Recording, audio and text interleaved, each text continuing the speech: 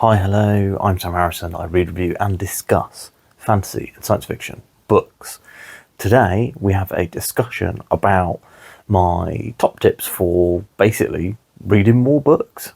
So I went from, I would say, between 2007 and around 2020, reading one book a year, maybe two. And then in 2021, maybe even 2022 actually, I struggled to keep track. I think it was probably 2022. A friend of mine recommended that I read The Cosmere by Brandon Sanderson. And so Andre, thank you very much for recommending that. So you're basically the genesis of this booktube channel, and not only is reading now the thing that I take the most joy from hobby-wise, but also something that has brought me lots of friends and this big creative outlet. But that's beside the point. So I've got my beer, because it's an evening recording. I'm recording this at about 9:30. Tomorrow is a bank holiday in the UK, so recording it tonight so that tomorrow I can spend the whole day with my son. Now, let's talk about this. So I went from reading probably one book a year at most. Some years I might read 2 or 3 shorter books, but it was usually more of a fad, honestly. It was something that I was not dedicated to or interested in the same way that I was interested in a lot of other things.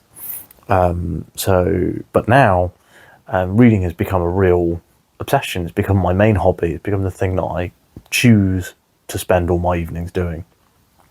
So what I thought I would do is I talk to you guys about how going from one book a year to 30 to like 50, 52 last year, I think, because I read one book for every single year. Pardon me. So let me go straight into my number one tip. So this is the most important and most useful tip. I think all the others are really interesting and useful and may help you, but I'm pretty certain that this number one tip is going to be the one that will help you the most. So that's take your phone and put it away. So when I read, I put my phone on the other side of the room. And while I do have a smartwatch, so if, for example, my wife is putting our son to bed and she might need my help at some point, she might call or text me because she can't leave our son. Say, for example, he has an accident or he is ill or anything like that. Sometimes she might need my help, she might give me a call. So I have my smartwatch on me while I know she's up with Peter. But once we're both downstairs, my phone goes on the opposite side of the room, and it goes face down, and it goes in do not disturb. And I actually have another step which I'll talk to you guys about in a minute. But removing my phone was a huge game changer for me. So once I realised that looking at my phone, like the body, the like turned off, or not even turned off, but the like not in use, not receiving a notification, not drawing, lit up or drawing my eye at all, I would still pick up my phone. And I even do it now. So sometimes I might be, for example, having a conversation with a friend via messages that I want to keep up to date with. So I don't put my phone on the other side of the room, and I will say I read probably about 50% slower when my phone is within arm's reach. And I know that's bad, but the way that I've chosen to combat it is just to remove it from the situation. And it really works for me, I have to say. I can read for full-on hour-long stints. I can read complex books. I can read very wordy. I can read purple prose, which I just couldn't do. Before I started moving my phone away, I literally couldn't do it. Which leads me into top tip number 2. So top tip number 2 is something called focus modes. So you have this if you have an iPhone. This is also something that you have. I use a Samsung phone, and Samsung phones have these as well. I can't remember what they're called because I started using them when I had an iPhone, and when I swapped to Samsung, I have just always called it the same thing. Always called it focus modes. So do not disturb, right?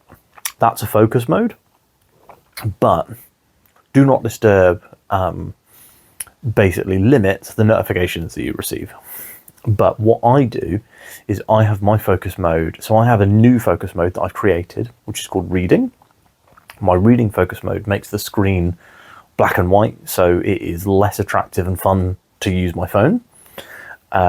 It also removes all notifications that are not from my wife. So if my wife sends me a notification, sends me a message, it'll always show up, and my phone will buzz, so I'll know. And this is very useful for, say, for example, she's doing something that she can't just come and ask me what she needs. Having that allowed in is usually really worthwhile. So I have that focus mode set up, and also it allows me to do things. It allows me to like not turn the phone off, if that makes sense. So I can still have my smartwatch on, and I can still get the urgent notifications. And if someone is trying to call me, so for example, say, you know, something happens to one of my grandparents, my mum is trying to get in touch with me, for example, if she tries calling twice, it lets it through. So repeat calls come through from any contact. But other than that, it's just my wife whose messages come through. Whereas on Do Not Disturb is all of my marked as favourite, like important contacts.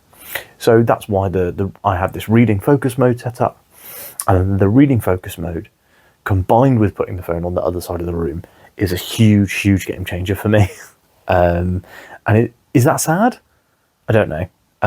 But for me, I found it really, really helps. And also, it just massively reduces my phone screen time. There's a couple of things here that actually contribute to my phone screen time in this reading tips list, but we'll come back to that in a minute. So actually, let's talk about this straight away. So number one, something that does kind of contribute to screen time is that I often will, I'd say often, 99% of the time when I'm reading, I am listening to music. I'm listening to music and I'm using noise cancelling headphones. I have a pair here of Sony 1000XM3s. So these are very old now. They're like 6 years old. I bought them to go on my honeymoon to New York. They are active noise cancelling. They're genuinely really excellent headphones. There's like an XM5 now, I think. There are a couple of iterations on, but these ones, I remember the XM4s being actually like derided as not as good as the 3s, so I didn't upgrade, and now I've just stuck with these 3s. I recently replaced the ear cushions with something that's a little less gross. So the previous ones were pleather, whereas these are like soft touch fabric, which is really nice. I listen to exclusively, obviously, instrumental music, because anything with lyrics instantly invades the story, and I cannot hear the story anymore. Read the story anymore. So even though when I read, I don't read the words aloud in my head like a lot of readers do, I've never really done that. But other words can still distract me. I have listened to some music recently that's had some language in it, but like the odd word sort of stuff rather than actual full dialogue and discussion. So let's talk about I've got a few recommendations here for albums and music that I listen to. So the big thing for me, the big number one, the most listened to album for a lot of my reading, especially my sci-fi reading, is the soundtrack to the video game No Man's Sky. This is by a band called 65 Days of Static. It's like a post-rock band, but it has an incredibly like spacey, high-tech sci-fi feel. So if you, like me, like to match your music to what you are reading, then I massively, massively rate this. Really recommend it. It's quite a long album as well. It's over an hour long, and I tend to read in sessions between like 1 and 1.5 hours. So I'm trying to find music playlists or links or whatever that are at least an hour usually, because what I will tend to do is I'll put an album on, for example, then when the album finishes, I'll finish the chapter, and then I will take a reading break to go get a drink or a snack, or just step up and move around, so I'm not just sat in one place for the whole evening. So yeah, the No Man's Sky soundtrack is probably my number one reading music soundtrack. It does work okay for fantasy, but it is really very clearly sci-fi. Like the first song's called like Super Moon or something. Like it's written for a sci-fi game. But if you're reading sci-fi and you're looking for accompanying music, that is honestly the number one. Like I've not even looked for anything else. Let's talk about fantasy. So on YouTube, so this works really well if you have YouTube Premium, because this is a YouTube 24/7 live stream channel. And this is a 24/7 live stream channel that is called Fantasy Radio. And the thumbnail is of like a woman and a lion. This is a real good YouTube channel. I will frequently just put Fantasy Radio on while I am reading Wheel of Time and like get absorbed completely into the book. The music is quite, it doesn't like pitch up into like actiony stuff. There is another channel or another video, like live stream video by the same person called Combat Radio, which I sometimes switch to if I'm like in the end of a book and everything is kicking off. Like if you're reading the Sanderson book and you're in that last 20% where everything is kicking off and the Sanderlanche is all the way like halfway down the hill, then that Combat Radio is excellent for that. But Fantasy Radio suits, for me, a lot of the other times that I'm reading. I love Fantasy Radio, big evangelist for this one. The other YouTube music thing that I really like is a channel that's called Blue Turtle. They make fantasy music ambiance videos to support their animation work. But even though the animation is very good, for me, the music is awesome. I think I read like basically all of Stormlight to the Blue Turtle music soundtracks. Each video is like an hour long, so perfect for my hour-long stints. And there's a little bit of ambience sometimes, so you might hear like market sounds or tavern or rain. You can pick from any one of their things. So it's called Blue Turtle. It's on YouTube. It's also on YouTube Music. You can listen to the full hour-long sessions on YouTube Music, and that works really, really well. I have 2 movie soundtracks to recommend to you guys. So both of these that I listen to while reading fantasy. So number 1 is the movie soundtrack to the movie Oppenheimer. So Oppenheimer is an excellent movie. Came out last year. Big phenomenon. Best, highest grossing biopic of all time, I think. One of the most popular biopics of all time. Genuinely excellent movie. Chris Nolan's masterpiece.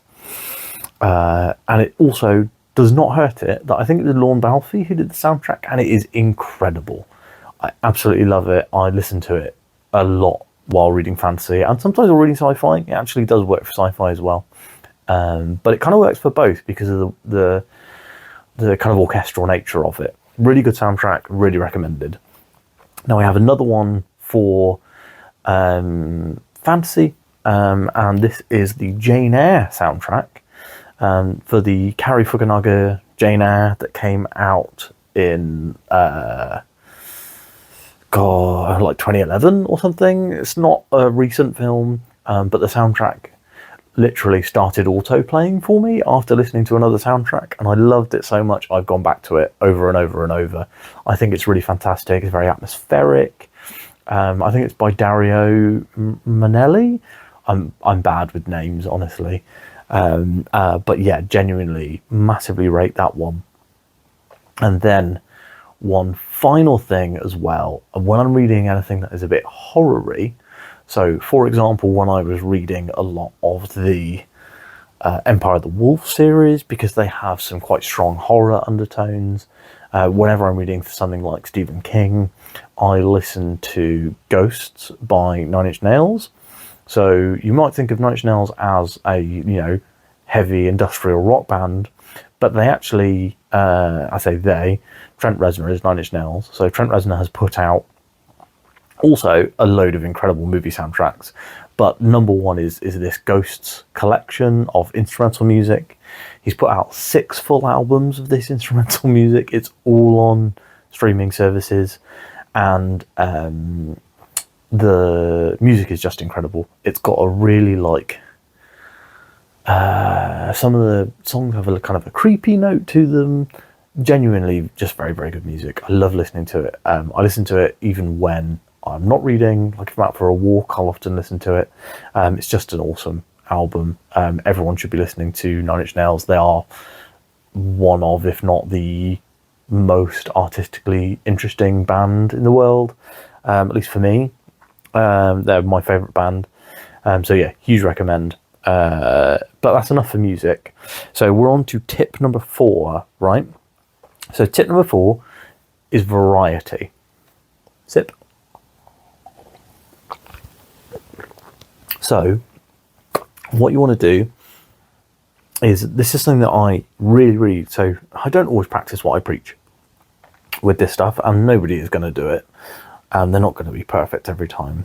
But something that I really like to do is vary the genres that I'm reading. Sometimes I mess it up because I think a book is more sci-fi than it actually is, or that it's more fantasy than it actually is. But for example, currently reading Demon in White.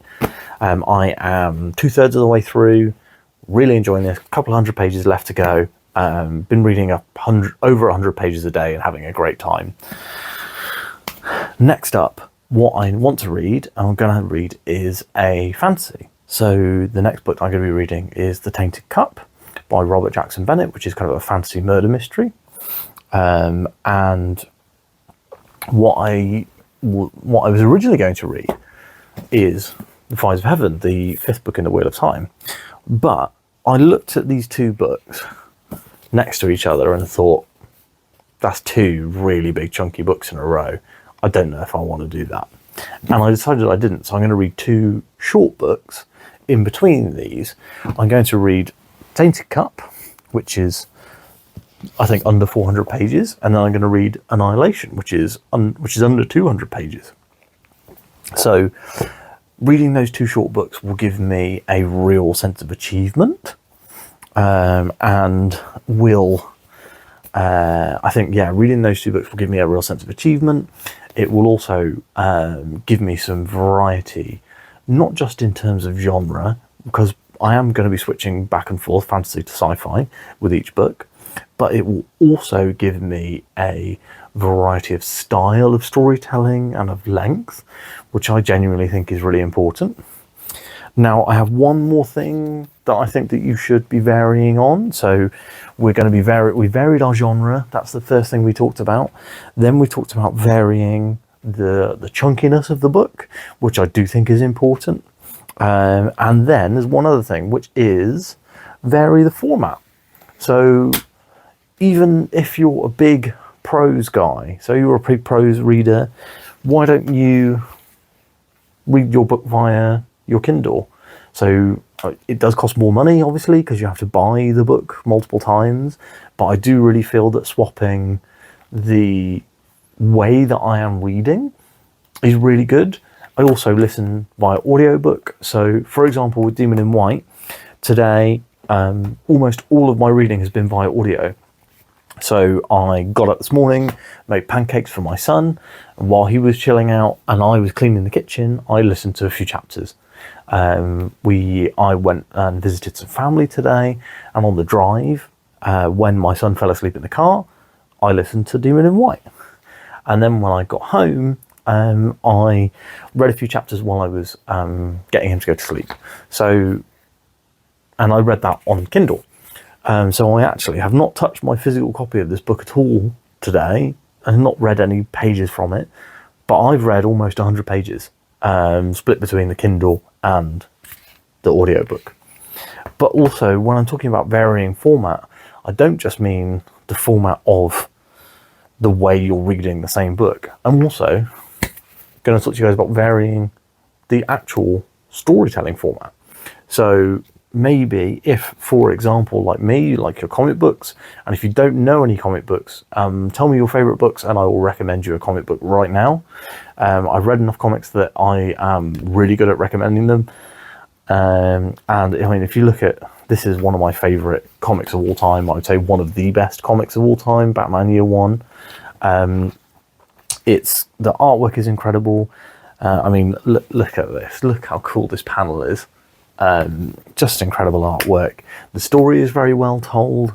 It even still holds up, even though it's from the 80s. A lot of 80s comics don't hold up. But besides the point, this is an excellent comic, and reading something like Batman Year One, I mean, this would take me about an hour to read. Reading this in between Wheel of Time and Sun Eater would be a real big shot of variety. I do like reading comics. I don't often register them on my Goodreads or talk about them on the channel because the 2 comics videos that I've made, only one of them did very well, the other one completely bombed. Well, 3 actually, and 2 of them bombed. So of the comics that I have, I don't really like register my Goodreads or anything like that. But you will find, I do find that I read at least 1 story arc of comics a week. So like between 6 and 10 issues, at least a week. And usually what I'll do is let a story build up and then go back and read it all. So yeah, reading, varying the genre, the chunkiness, and the format that you're reading. That's a massive, massive slump buster for me. Comics especially are great slump busters because they're easy to read, they're fun to read. So if you're reading something that's a bit dense, take a night off and just read a load of comics or some manga if you like.